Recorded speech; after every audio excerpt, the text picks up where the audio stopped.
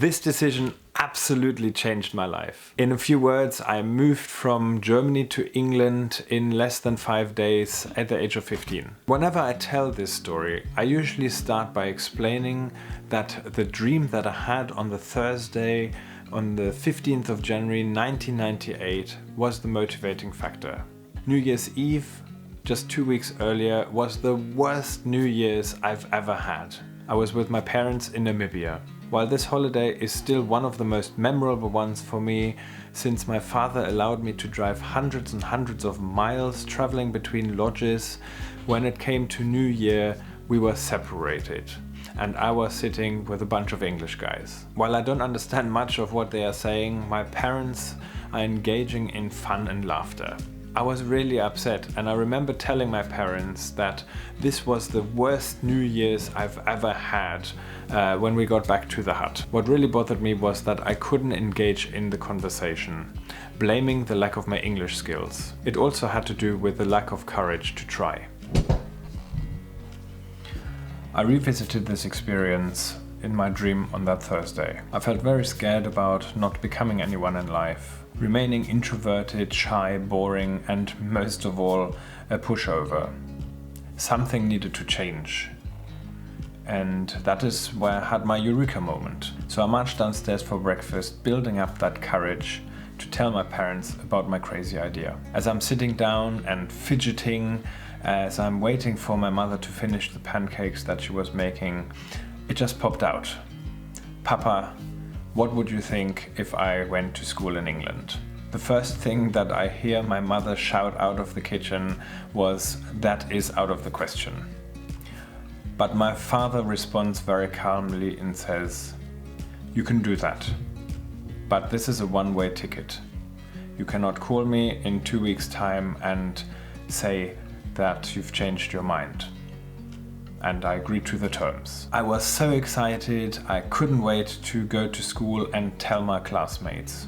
But I believe they thought I was crazy and would never go through with it. But then again, I don't think they knew what was going on behind the scenes as well. On Saturday, I fly to England with my mother. Monday morning, we have the appointment to visit Gramercy Hall School. Driving onto the grounds, my knees start shaking, and all of a sudden it's starting to feel real. Tension rises as I can feel my heart beating faster and faster as we're approaching the building. But then we are welcomed by the most lovely lady. And I am calm and at peace. Benjamin showed us around the school. And to be quite honest, his English wasn't much better than mine, which gave me a lot of hope and confidence. I was so excited and I loved it. My mother wasn't so sure, especially with regards to the accommodation, which was a little bit run down, but she wasn't going to stand in my way. I could start tomorrow, they said. And that's exactly what happened. Tuesday, 20th of January 1998 was my first day at my new school. If you like the story this far, I love you. I always enjoy telling the story. It is so self-elevating and makes me look so mature at only 15 years old.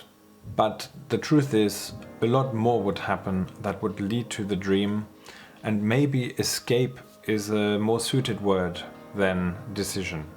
My father became the general manager of the school that I was attending after a huge mission trying to save it together with the other parents. His actions and interference is probably the primary reason why the school is still in existence today. But that is a story for another episode. Point is, my father saved the school from closure, putting me into the spotlight and a target by all the students. It started off with students purposely bumping into me and calling me names, but my self-esteem was already at a low point, making me feel that I could not tell anyone what was happening. I started boarding at this school twice a week as my parents hoped I would become more independent and more extroverted. It resulted in one of the most traumatic experiences of my life. I still don't really understand the reasoning or purpose behind it. But older students would harass, intimidate, threaten, beat and even taser me. just because I was my father's son, who saved the school from closure just to make my life easier. The result of which was the exact opposite. Despite it all, I had a very fortunate upbringing. And I know that my parents love me very much. They always did everything in their power to make me happy. The same way that my wife and I have done crazy things to ensure that our children are satisfied and happy. Taking the decision on that Thursday morning remains to be the most defining and life-changing decisions of my life. I would do it all over again. But I wish I would have spoken out about my bad experiences at the school a lot earlier. But I felt ashamed. It's never too late to speak out. It sure took me a while, but after this and many other challenges, I am happier than I've ever been, as I discover my life after failure. Whatever your circumstances, if I can do it, you can too. So I hope you got something out of this, and just remember to stay positive and motivated. And guys, I shall see you in the next one.